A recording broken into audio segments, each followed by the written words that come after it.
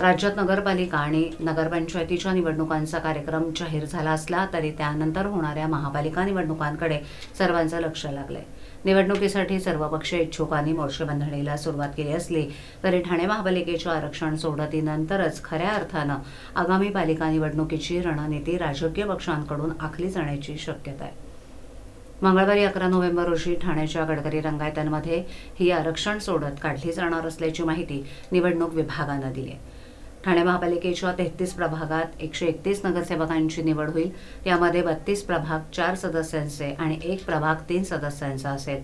4 सदस्यांच्या प्रभागात सुमारे 50 ते 62 हजार लोकसंख्या तर 3 सदस्यांच्या प्रभागात सुमारे 38,000 लोकसंख्या धरली गेली आहे। दरम्यान आरक्षण अहवालानुसार अनुसूचित जातींसाठी 9 जागा, अनुसूचित जमातींसाठी 3 जागा आणि ओबीसी वर्गासाठी 27% आरक्षण तर महिलांसाठी एकूण 66 जागा राखून ठेवण्यात आल्यात। या आकडेवारीनुसारच 11 नोव्हेंबरला आरक्षण सोडत पार पडेल।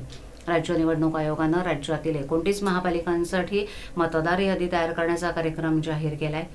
विशेष म्हणजे यंदाच्या ठाणे महापालिका निवडणुकीत प्रभाग रचना 2011च्या जनगणनेनुसार 2017 प्रमाणेच कायम असणार आहे।